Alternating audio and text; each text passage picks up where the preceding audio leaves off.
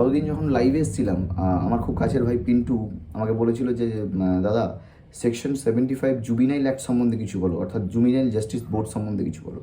তো তখন তো বলা সম্ভব হয়নি, আমি বলেছিলাম একটা ভিডিও তোমায় বানিয়ে দেবো যতটুকু পারবো। তো যাই হোক, প্রথমে এটা দিয়েই শুরু করছি যে এই যে জুবিনাইল কথাটা কোথা থেকে এসছে। এই জুবিনাইল কথাটা আছে, জুবিনিস বলে একটা ল্যাটিন ওয়ার্ড আছে, সেই জুবিনিস থেকে আসে জুবিনাইল। অর্থাৎ এই জুবিনিসের মিনিং হচ্ছে ইয়াং বা যুবক, অর্থাৎ কাজে বোঝাচ্ছে যাদের বয়স 18 বছরের নিচে। তো এবার আমরা বলবো যে এই যে জুবিনাইল জাস্টিস বোর্ড আমাদের ইন্ডিয়াতে তৈরি হয়, কবে হয়েছে, কিভাবে হয়েছে।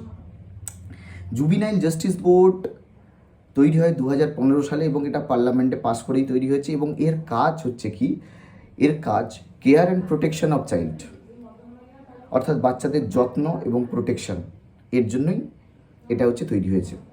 এবার আমরা যদি বলি যে আসলে এর কাজটা কী বা এটা কী, আমরা যদি বলি তাহলে জুবিনাইল জাস্টিস বোর্ডের কাজ হচ্ছে, অনেক বাচ্চা কাচ্চা আছে না যারা হচ্ছে সমাজ থেকে ছিটকে গেছে, একটা বাজে অর্থাৎ একটা বাজে কাজে লিপ্ত হয়ে গেছে বা সমাজচ্যুত হয়ে গেছে, যাদের ব্যবহার বা সামাজিকতা বলে কিছু নেই, তারা নেশাগ্রস্ত হয়ে পড়েছে, তারা কোনো ক্রাইমের সাথে যুক্ত হয়েছে, তাদেরকে ঠিকঠাক শেল্টার দেওয়া বা তাদেরকে ঠিকঠাক করাই এই জুবিনাইল বোর্ডের কাজ।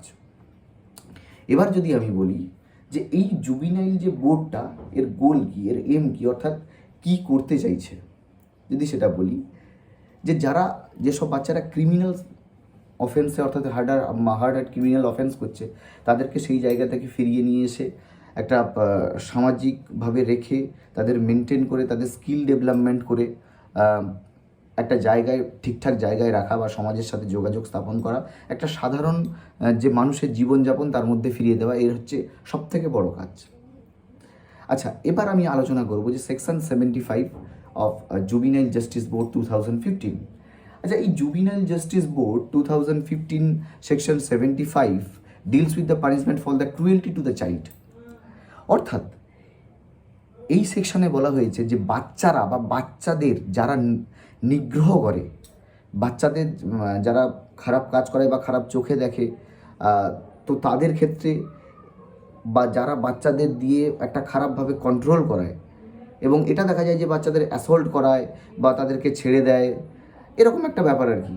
তো তাদের যে পানিশমেন্ট, তাদের কথাই যারা এগুলো করে তাদের পানিশমেন্টের কথাই এখানে বলা হয়েছে। অর্থাৎ এখানে পানিশমেন্ট কী আছে, এখানে পানিশমেন্ট আছে 3 বছরের ওপরে পানিশমেন্ট আছে, অর্থাৎ জেল 3 বছরের উপরে হতে পারে এবং 3 লাখ টাকা ফাইন হতে পারে। আচ্ছা, এবার যদি বলি যে বাচ্চাদের ছেড়ে দেওয়া বা বাচ্চাদের নিগ্রহ করা বা বাচ্চাদের অত্যাচার করা, এগুলো যদি আমরা বলি তাহলে দেখা যায় তো বাবা মা তো বাচ্চাদের অত্যাচার করে, মারধর করে কথা না শুনলে।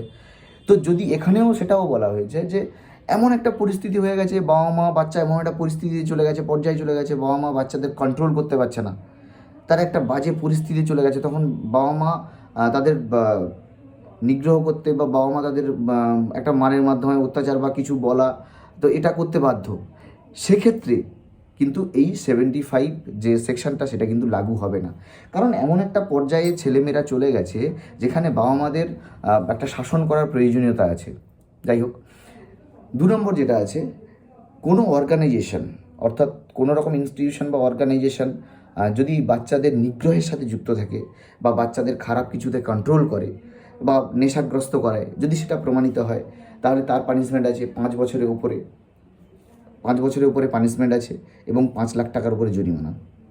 আচ্ছা, এবার যেটা অ্যাটলিস্ট লাস্ট একটা কথা বলবো, সংক্ষেপেই বলে যাচ্ছি, যে যেসব বাচ্চাদের মেন্টালি, ধরো কোনো একটা ইনস্টিটিউশন, যেটা আমরা দেখি না যে স্টেশনে বা অন্যান্য জায়গায়, শপিং মলের সামনে ভিক্ষে করাচ্ছে, পা নেই হাত নেই, তো আমরা ভাবি এরা অপাইজ বাচ্চা, এদেরকে পয়সা করি দেয়া হোক। কিন্তু আলটিমেটলি যদি দেখা যায়, এরকম আমি শুনেছি, তো যদি দেখা যায় ওই বাচ্চাদের একটা গ্যাং আছে, বড় একটা গ্যাং আছে, তো ওই বাচ্চাদের দিয়ে ওই সব করানো হয়। তাতে কি, যারা ফিজিক্যালি চ্যালেঞ্জড, মেন্টালি চ্যালেঞ্জড, তাদের দিয়ে একটা হার্ড ওয়ার্ক করানো হয় বা একটা টাস্ক দেওয়া হয়, এত টাকা নিয়ে আসতে হবে বা এরকম একটা ব্যাপার। তো সেটা যদি জানতে পারা যায় যে বাচ্চাদের ওপর এরকমভাবে নিগ্রহ হচ্ছে, সেক্ষেত্রে কিন্তু 3 বছর থেকে 10 বছর পর্যন্ত জেল এবং 5 লাখ টাকা পর্যন্ত জরিমানা আছে। তো মোটামুটি সংক্ষেপে আমি এই জুবিনাইল জাস্টিস বোর্ডের কথা বললাম। মোটামুটি আজকে এইটুকুই। ভালো থাকবেন, সুস্থ থাকবেন, আবার পরে দেখা হবে।